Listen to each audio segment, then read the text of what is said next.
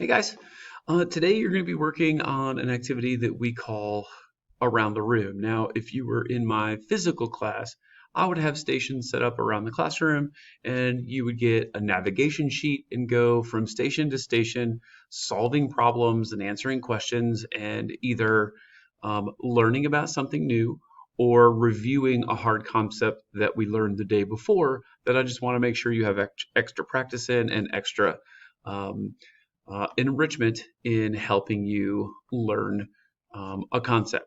Okay, and so obviously we're not in my classroom today, so we're going to do this digitally.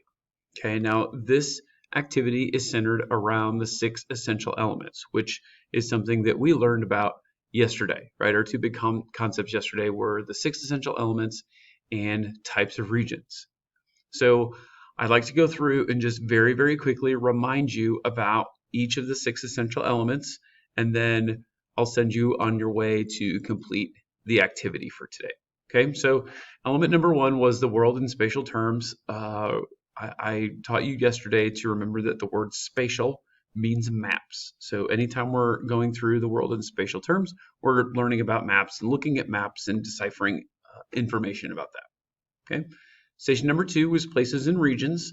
This is about figuring out what makes parts of the Earth unique and different from the areas around it, right? And we went through yesterday in our second big concept and talked about the 3 different types of regions: formal, functional, and perceptual.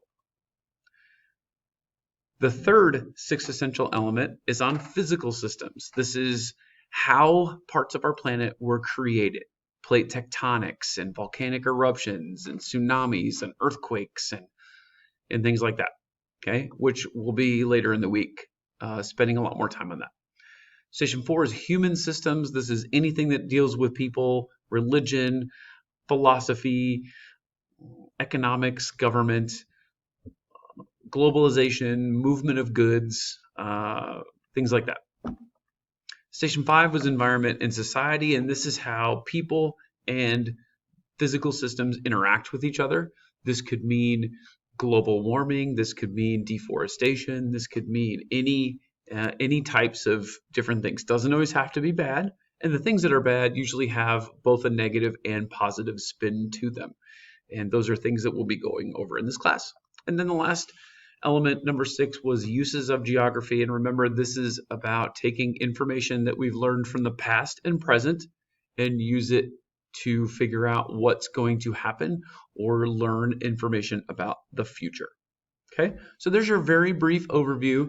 Today's assignment will be through a Google form where you'll go through and accomplish tasks for each of the 6 stations, and you should be able to figure out that each station will be on one of the 6 essential elements. So go to eClass, go to my content, unit 1, and you should find something for today's date titled, trying to pull it up here for you. Today's date is the 18th, and you should see a link to this video and then a link to the Google form. It says 6EE. EE stands for Essential Elements, and then Google form. Okay, hope you guys have a great day. Make sure you complete the assignment, and I'll talk to you tomorrow.